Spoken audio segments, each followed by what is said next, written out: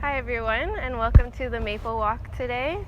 Today we'll be visiting a few different maples, trying to learn how to identify them and tell them apart from certain lookalikes that we have here. And maples are part of a pretty extensive group of around 130 species, and 20 are naturally occurring here in North America, and 9 of them are native to the east. And I would say in Long Branch we have about 12 to 13 species of maple that we know of so far. Most maples are planted obviously for their beautiful fall colors that are a variety of oranges, reds, and yellows.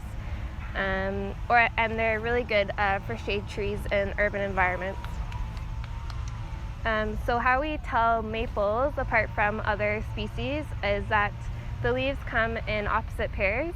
Meaning that they branch off parallel to each other on the twigs, and the shape of the leaves come in lobes. So they typically come in lobes of 3 to 9. So this just means the indentations along the margins of the leaf. And they're also usually come in simple leaves, which just means there's one leaflet per petiole, but there are a couple that are actually composite leaves as well. Another way to distinguish maples, another easy way, is actually the fruit that they produce, or their seeds, which are keys. We actually call them samaras, and they're normally seen in winged pairs that disperse by the wind, but they can also be dispersed as they're eaten by different wildlife like squirrels. And we distinguish the species apart based on kind of how the keys are separated between the two wings. So they can either be very widely separated and kind of almost parallel to one another, or they can have a very small angle in between the wings and be almost pointed downwards, like we actually have in our sugar maples. Maples are obviously deciduous trees, meaning that they lose their leaves in the fall or in the winter. And a lot of our deciduous trees are what we call hardwoods, and this is true for a lot of maple trees, but there are also species that are quite softwood. But the hardwoods are very well used, or very widely used for lumber products. Some maple species actually produce a curly grain pattern, and this is used actually for vineland backs. So our first tree is actually this one right behind me, and it's the same species of tree as kind of in this grouping here. It's very widely planted in urban areas such as parks as these and along streets. And if you come closer, we can kind of take a look at one of the leaves.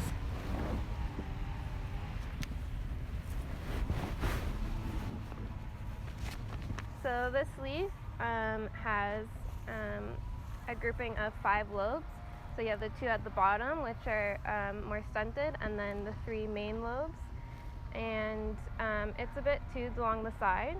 And this species is actually a hybrid of 2 parent maple species. It's a natural hybrid that occurs naturally throughout our Canadian forests, but we've definitely cultivated it to grow in urban environments because the hybrid kind of takes the best of their 2 parent species. So it grows pretty large, but not as large as the first one, and it produces a very nice bright red color in the fall and as the leaves are coming out in the spring. So the 2 parents are actually a red maple and a silver maple, and we can also see the similarities between the silver and this species because of the backs of the leaves. They're quite a lot lighter than the fronts of the leaves, even a bit whitish. But the difference between silver and this one is that the back would be quite a lot more white versus this is just a lighter green color. And this species is known as the Freeman maple. And the Freeman maple is actually named after the first person to cultivate it in a lab, and his name was Oliver Freeman, even though it is naturally occurring. And another way to identify the species is that the branches tend to grow upward, as you can kind of see with all the examples here. And this is kind of another reason why it's really preferable in urban environments. They're not far-reaching branches. They're really good to grow in kind of small boulevards. Other reasons why they're widely planted is that it's hardy, like a lot of our maples. Obviously, very cold resistant, and it's relatively pest free. Okay. And our next maple is actually just right over here. And so the way to identify this type of maple is it actually looks like it's thirsty and it needs water, and the leaves are very droopy, which we might think that there's something wrong with this tree, but there actually isn't. This is just how the leaves naturally grow. And another way to identify this species is if you go and touch one of the leaves. The underside of the leaves are quite fuzzy, and that's really unique to the species. I can't think of any other maple species that would do that, and definitely any that would be in this area. So based on those features, this is what we call a black maple, which is the most similar to our sugar maple. They're both native to the area.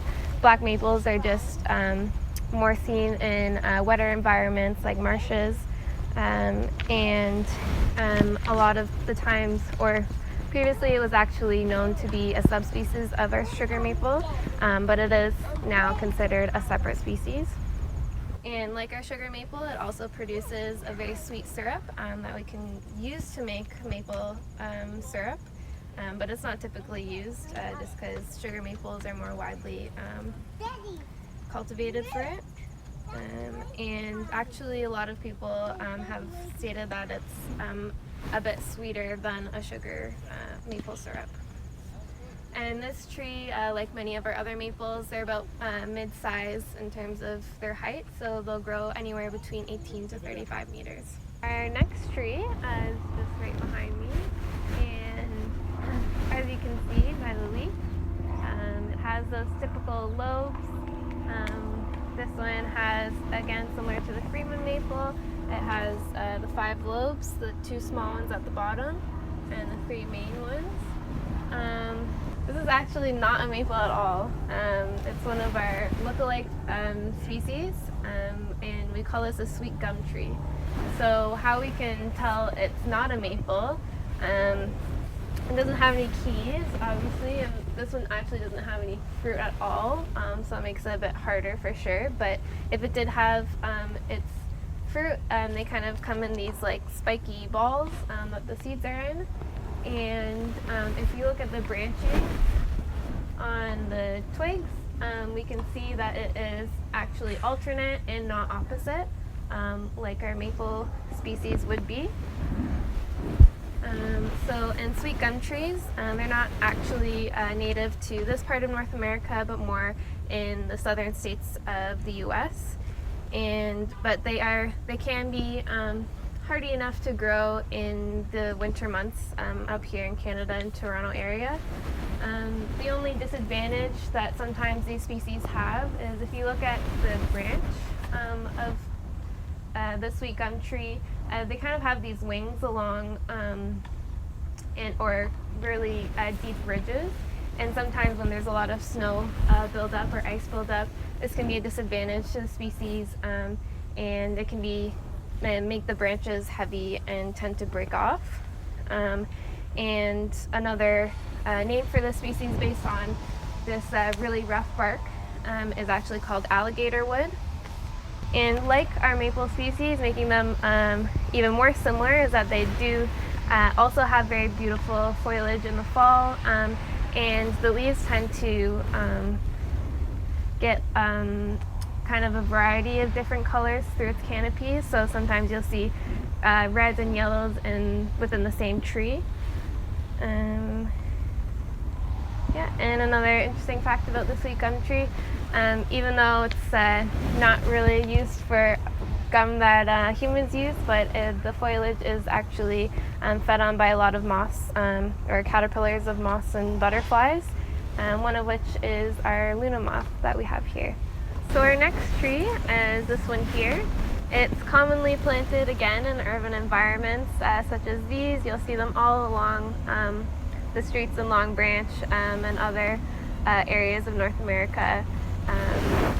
And we like to plant them because they're a very showy leaf. So we see them in these dark red colors. And it is a maple tree. So does anybody know maybe what kind of species this is? Red maple.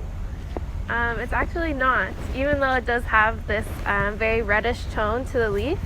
It's not considered a red maple. This species is actually called a Norway maple. And like the name suggests, it's not native here. And even though it is commonly planted, we're actually having a lot of difficulties because it's non-native and overplanted. That is kind of taking over a lot of our natural areas in urban forests as a prominent tree, when we don't really want our prominent trees or our top most planted trees to be non-native. We would rather them be native, like our sugar maples or our native red maples or even silver maples. And Norway actually has a lot of invasive traits to it. So it produces a lot of keys, so like you can see here. So even though this cultivar is typically sterile, in the Norway maple species, they produce a lot of keys, so that means it produces a lot of seedlings, which can take over areas and kind of grow literally wherever, like out of hedges or behind your shed, and you may not even realize. So it disperses itself and kind of takes over areas in that way. So this cultivar of Norway maple is called Crimson King, and so that just means it has this red burgundy color. The keys can even be very burgundy in color and very pretty to look at and aesthetically pleasing along the streets. But because it's a cultivar and we want to be able to produce this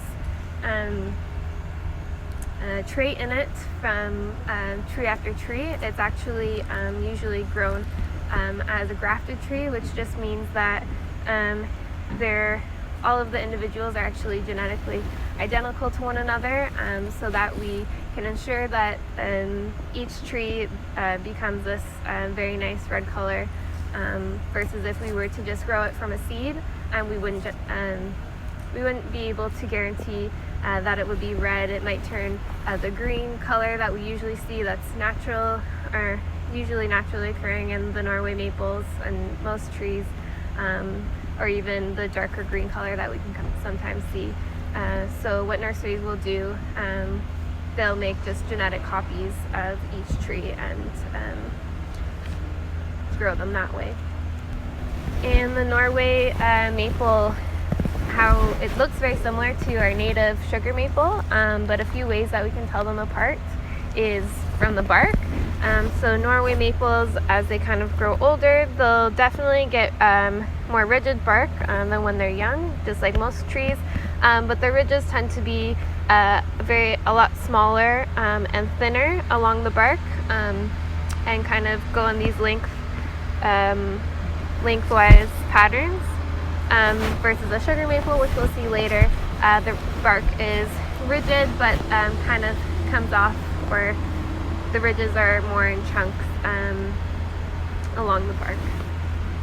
So, and another kind of con to planting these species is that although they produce a lot of shade, which is really nice, especially in urban environments that tend to get really hot because we don't have a lot of canopy cover, it makes it really hard for any species to grow underneath. So this also makes it difficult for any succession growth. So when these Norway maples kind of reach the end of their life, there's nothing really underneath it that's kind of able to grow and replace it in whether it's an urban canopy or a natural canopy. Okay, so our next tree is actually right beside our last tree, and I won't try and trick you, but this one is actually called, or is actually our native red maple. So obviously it's not very red at all, but the name comes after the buds that are actually produced in the spring. They're very red, and even the leaves when they come out in the early spring, and then when they fall in the fall, they are a very bright red color, and it's very showy.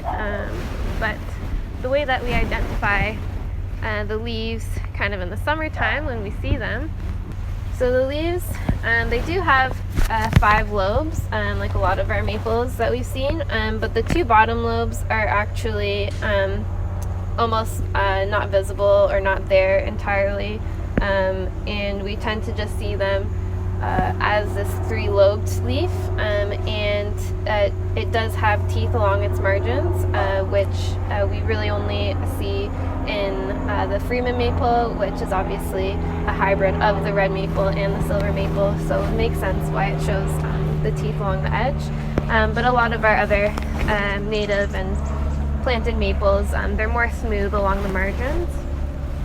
And our red maples are a little bit smaller and slower growing than a lot of our other native and non-native maples, and they tend to grow in a lot more of wetter environments again, and this is why it's sometimes called a swamp maple, because it's seen naturally more in swamp areas. And it's one of the first maples that we actually see in the springtime to flower, and the flowers again have a very bright red color, and the way that you can kind of see maples in the springtime with their flowers, they kind of like come in bunches, and they kind of just look like popcorn to me, and they're really pretty to look at in the early spring. And the red maple tends to have this smooth bark, very similar to the Freeman maple that we saw earlier, but it will get furrowed as it ages, even though this is a pretty big individual. It's still not furrowed, so it stays kind of this smooth bark for a while. So here's another maple. We've actually already seen this species, and it's actually the same species as the red one that we saw.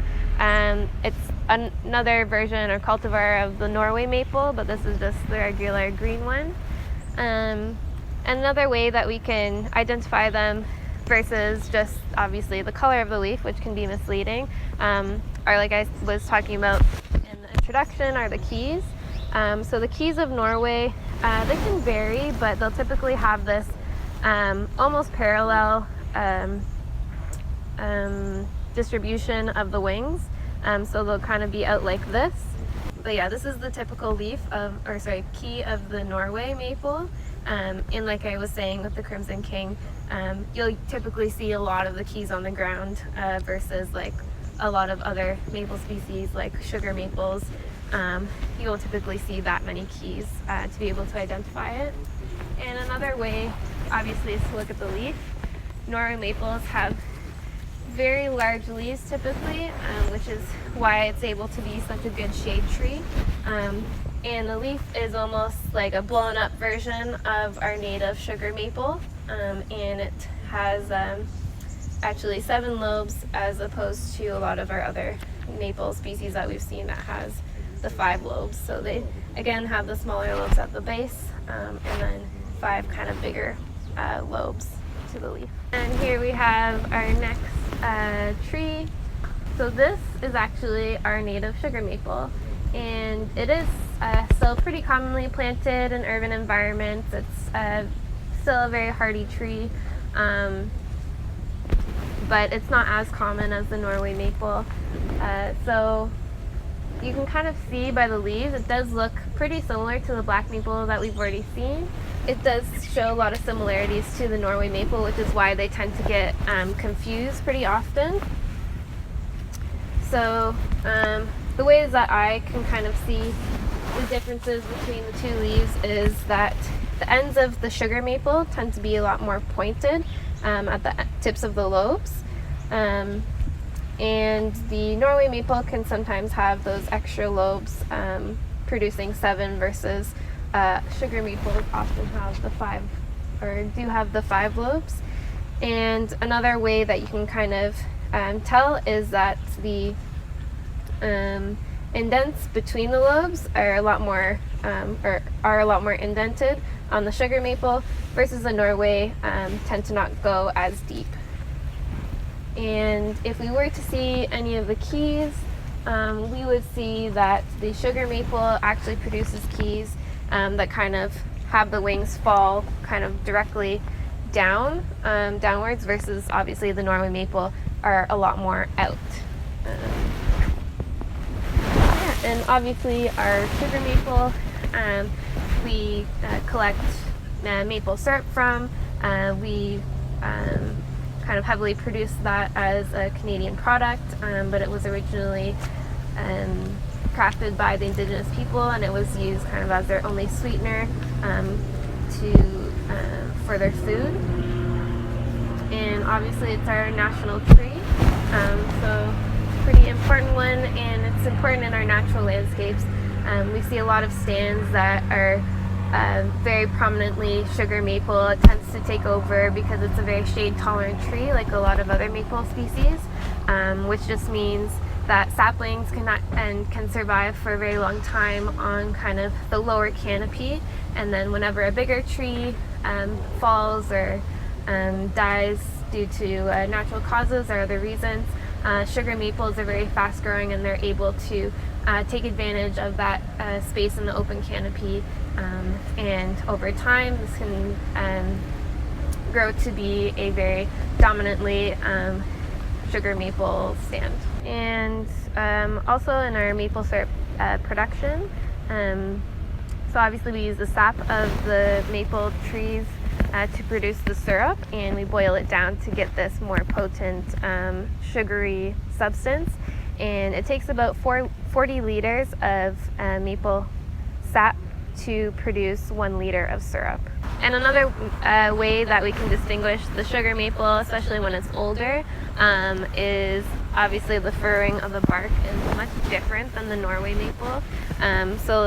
Whereas the Norway maple was very thin, kind of lengthwise ridges, sugar maple is still lengthwise, but they kind of come out in these larger chunks to kind of give it this like more kind of flaky look to it, almost, as strips kind of start to come off of the main trunk. Okay, and this is our next tree, and it is a maple species. It's not native. It's actually called a Japanese maple, and it obviously comes from Japan, and the Latin name for it is actually Acer palmatum, and which comes from the way that the leaves are shaped. Like mostly all of maple leaves, they're a palmate simple leaf, which just means that the main veins come from the center of where the leaf meets the petiole. So all of the main veins come from the central point and go out, and obviously go to the ends of the lobes. And the Japanese maple has a lot of variation. It's very commonly used as a garden tree. It doesn't get very big, which is why it's very likable to plant in front yards and gardens. So they typically have anywhere from, I think it's 5 to 9 lobes. And because it's so liked and used by gardeners, there's been many cultivars created. There's around 150 cultivars in total. The red color is obviously very liked, and it stays this red throughout its season, throughout its growing season. And the reason that it's this nice red color is because it produces more pigments called anthocyanins. And a lot of trees have these pigments obviously later in the season, in the fall time, that's when they kind of take over, versus the chlorophyll, which is what makes the green pigmentation of leaves, and obviously is used to produce those sugars. Now these leaves still have chlorophyll, but it's just the anthocyanins that are taking over, which make it red. But you can even see throughout the canopy and even on the back side of the leaves, they do still have that green color. And the leaves that tend to be more shaded will kind of be this darker color, because that's the leaf actually producing more chlorophyll and mixing with the red colors, because obviously the more shaded leaves will need more chlorophyll to be able to get just as much sugar as the rest of the canopy. So yeah, this is, like I said, typically a very small tree. They kind of get up to a maximum of about 12 meters tall. So our next tree is here, and it's a very distinct leaf, again, for a maple leaf. So again, it has that palmate structure. It has the distinct lobing of the leaf, and a characteristic of this species is actually, when you turn it around, it's a very light whitish color on the back, and that's why we call this species a silver maple, which is very commonly seen in this area especially. We have a lot of older silver maples around here that are very large, especially around Arcadian Circle and other streets along here. So they can get very large and tall, but kind of the distinct growing pattern of silver maples is that they're very far branching and far spreading. So they don't necessarily grow up and straight, but they'll kind of reach a point where they start to branch off, and you'll see usually a lot of the times silver maples will have multiple stems, which can make their branching even wider, as opposed to when they are just growing in one stem. And so yeah, a distinct way to tell these leaves are they have these very deep lobes. Sometimes they won't be as distinct as this leaf. You can kind of see some variation through the canopy, but this is a very typical silver maple leaf, and you do have kind of this more edgy look along the margins with these like very large teeth that kind of go along the lobing. And then of course the bark is pretty distinct as well. This was kind of starting to do it, where we see this flaking of the bark and kind of coming off in these like thin strips, it almost looks like. So it's a little bit different than a sugar maple, where sugar maples are a bit more larger pieces, versus these are a bit more narrow along the trunk. So yeah, this is kind of a mid-sized one here, but we'll come across a few others that are quite large. And another way to identify the silver maples is, unfortunately we don't have any keys here, but they will form in this kind of way where one of the wings or seeds will kind of take over, and you'll see them a lot of the time just having one wing or very uneven wings to the keys. Okay, so these aren't really very big trees, but obviously all big trees come from small trees, and trees tend to grow as when they are young in this kind of sapling form. So you have a few different species in here. We're going to be taking a look at this one here. So this is actually one of the more unique species of our maples, and obviously this does not look like a maple at all, which can have a lot of people fooled, and because it's actually a compound leaf. So this whole piece here is actually one leaf, and we call it a compound leaf because it's separated into different leaflets, is what we call. So this has obviously 3 leaflets, but even then each leaflet is still that palmate structure of the leaf, where it's coming from, this kind of central area. And one of the ways to identify this species is that, so yeah, it's a compound leaf, often comes in 3 leaflets, but can sometimes be 5 or even 7.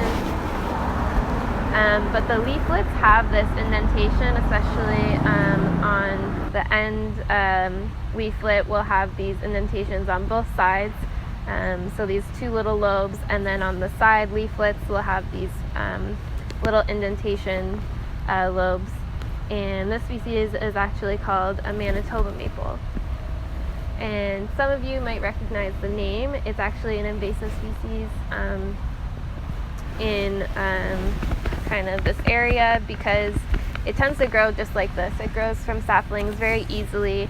Again, it produces a lot of keys, very similar to the Norway maple in its growing patterns and its dispersal patterns. So yeah, and this is obviously a small individual, very young one, but when you do see them as very big trees, they kind of are also identified as never growing straight. They'll kind of grow outwards, even completely grow like parallel to the ground sometimes.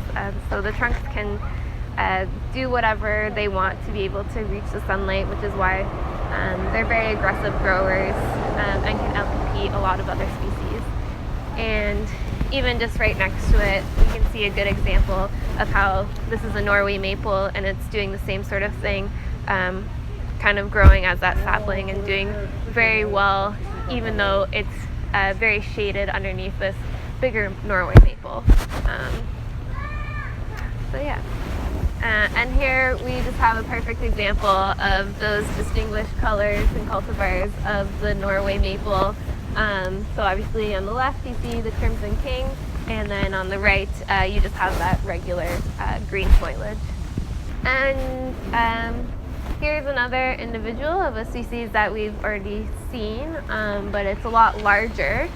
Does anybody have a guess from some of the species that we've come across so far? Sugar maple? No, it's close, very close. So maybe look at the leaves, or you can even touch one if you are close enough. It'll have that fuzziness underneath that we talked about earlier. So this is actually the black maple, but you can even see now that we've identified the sugar maple how similar those long tips are to the sugar maple that the black maple has. But obviously the difference of the leaves that we pointed out, but even now that we see a bigger individual, the bark is a lot different than the sugar maple, in that it's not as rigid and it kind of has those more narrow furrows, kind of similar to Norway, but not as parallel. So, and the bark is typically a bit darker than a sugar maple would be. So here's another one of our stalks. So the leaves are very different. I'm not going to try and fool you too much, but if we pull down the stem, the branching of the leaves are, as you can see, it's alternate. It's not that opposite that our maple leaves are. So this is actually just one of our lookalikes that we want to point out. And they are typically planted, especially more so now, because they have beautiful flowers in the springtime that look like tulips. And the species of tree is called a tulip tree.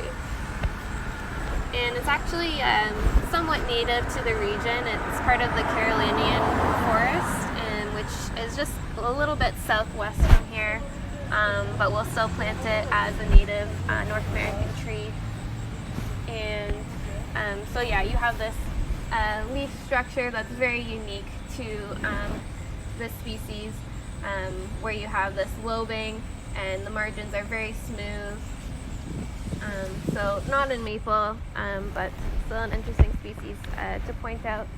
And another way to identify the tulip tree is the bark. So even at a young stage, it kind of has a smooth bark, but you'll still see these almost lengthwise indentations in it. So it's kind of giving this like a scaly look to it with this like white indentations and this darker gray bark, but it's still relatively smooth. And then obviously in the springtime you'll see those beautiful kind of yellowish green tulip flowers. So here's our next tree. Does anybody want to have a guess at whether this is a maple tree or not? The leaves look like maple leaves. Yeah. Yes, they do. They look very similar to a maple leaf. But again, if you look at the branch here, the leaves kind of come off. You'll see some that are kind of in this opposite formation, but then we have some alternate. So we call this kind of like a subalternate, but it's not an opposite branching that you would typically see with a maple tree. And then another way, obviously, like we said, to distinguish maple trees is the keys. Unfortunately, we don't see the seeds on this one, but this species actually has more of a ball formation of its seeds, and it'll come off in kind of clumps of 2 or 3 of these seed structures. But I would say it's kind of the most similar to our maple leaves in that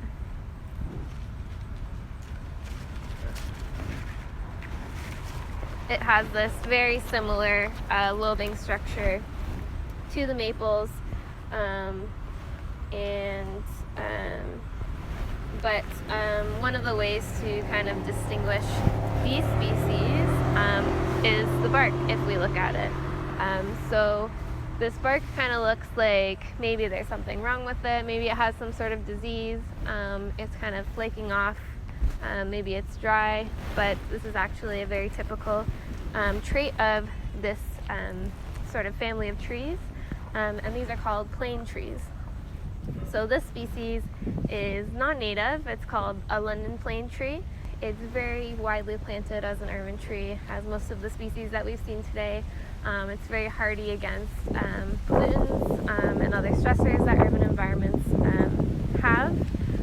So, and actually one of the reasons that naturalists have said, or biologists have said as to why it's so hardy to pollutants is because it does have this flaking process of the bark, which might be able to help it with not having those pollutants stick and stay on the tree. So they'll just kind of flake off with the bark each season. And another interesting thing about plane trees is that the bark is actually photosynthetic, so that could be another reason why for this flaking. And yeah, so it can photosynthesize throughout the winter as well after its leaves fall in the autumn. Okay, and here is another one of our trees. So it has a lot of keys. So if we look around on the ground, we'll see a lot of these keys dispersed, and they've kind of all broken off as we look at the ground. But as we look at the canopy, we'll see them in its full structure, and these keys are pretty distinct and makes the species easily identifiable.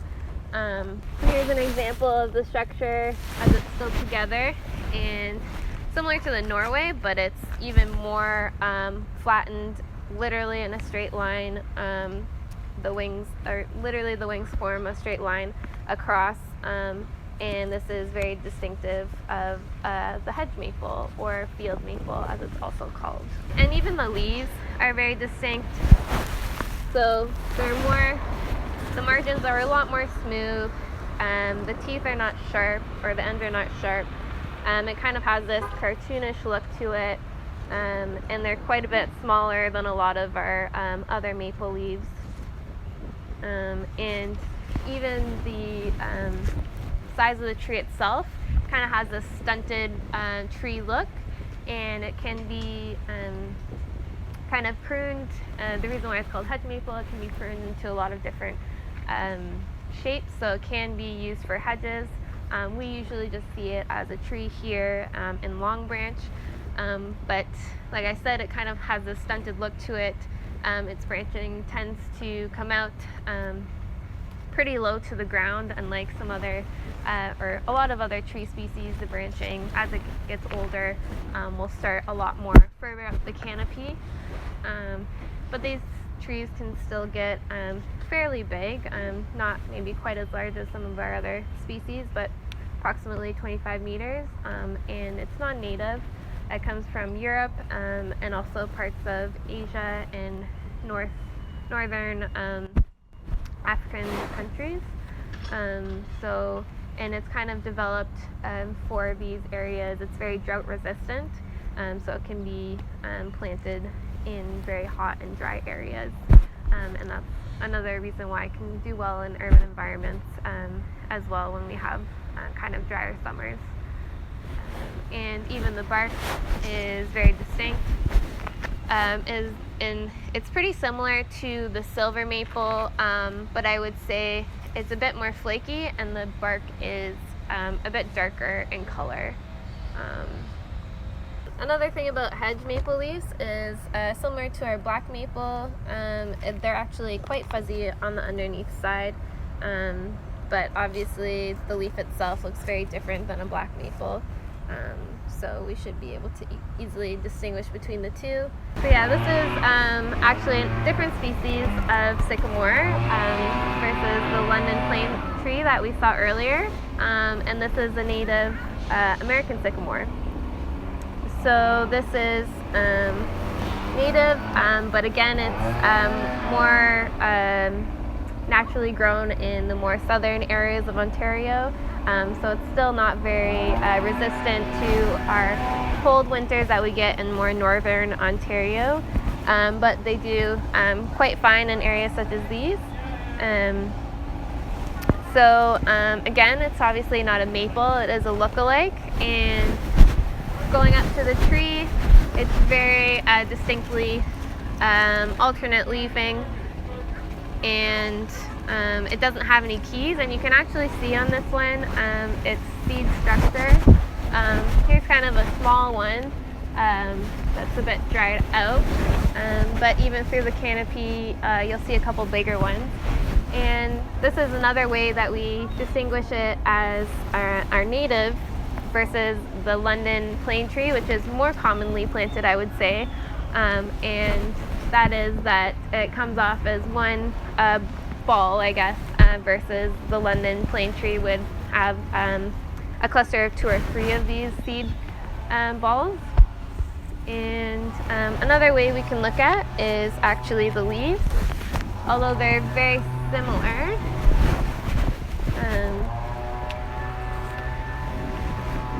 The American sycamore will have not as indented margins here. So this is the plane tree, and then this is the sycamore. So this is a lot less indented here at the margins, and also even at the base, this structure here at the bottom of it kind of going out and then around is very distinctive of the American sycamore. But we'll see plane trees that kind of show these features in their leaves because it's actually a hybrid of our American sycamore and the Chinese plane tree. Yeah, and again, you have this flakiness to the bark. It's a bit different than the London plane tree as it gets older, in that as this tree gets bigger, the bark will only start flaking higher up the trunk, versus at the bottom it will stay pretty kind of rough.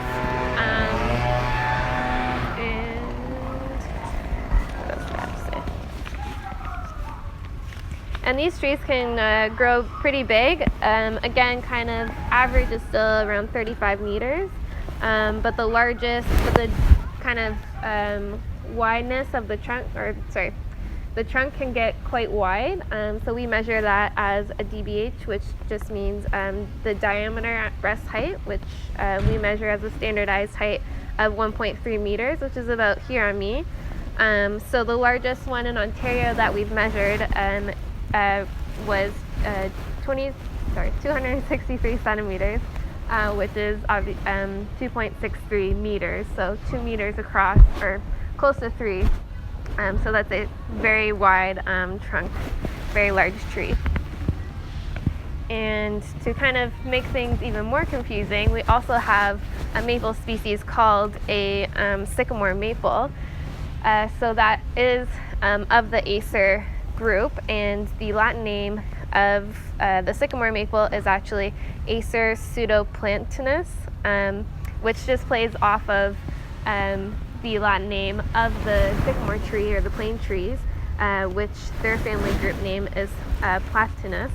So the sycamore maple being Acer pseudoplatanus just means it's a maple kind of fake plane tree. So here across from Birch Park, we have an example of one of our very large silver maples.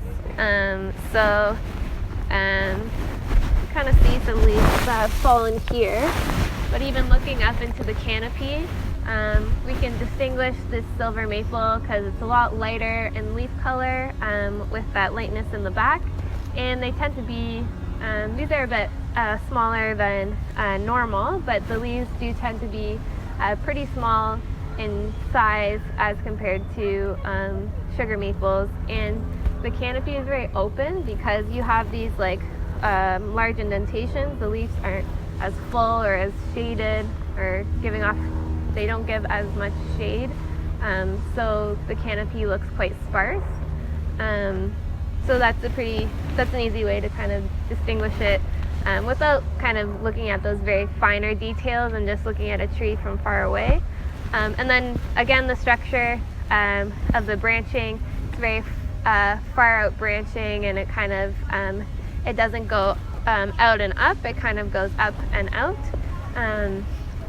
So, and then obviously the bark we see here has that kind of lighter color and flakiness to it. And then this individual here, we kind of have a few things going on with. We have these large growths here, which we see a lot of the time on older silver maple trees and other species in the neighborhood. And these are what we call burls. And these can form for a variety of different things. It can be from an insect or a pathogen that have gotten in there. It could just be a growth through genetics of the tree, but it's pretty much just an overproduction of, or an over producing of cells, and this can be a defense mechanism to just get a certain insect or pathogen out of the tree, and it doesn't necessarily harm the tree.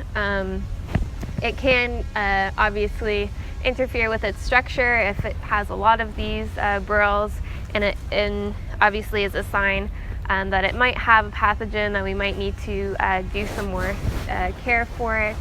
But then even if we see things like the mushrooms that are growing out of the trunk, that's a good indication that we have some rot going on under the bark and things that, so that's something that we can visually see, and obviously we can't look inside the tree to see this. So yeah, this is kind of typical for older silver maples. It's what we call heart rot. So on the internal structure of the trunk, it will actually become hollow as it grows bigger, and this is just a bacterial infection.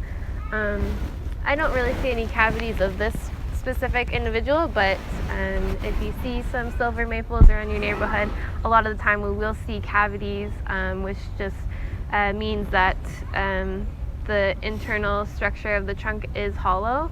And again, this can make it weak and prone to the breaking of branches, but doesn't necessarily mean that your tree is going to die or anything. It can actually be beneficial for wildlife in the area, as raccoons and squirrels obviously can make this their home, and other bird species as well, like owls. Thank you everybody for coming to the Maple Walk. I hope that you learned a little bit about the species that we have here and are able to confidently distinguish a maple from some of the other trees that will look like it.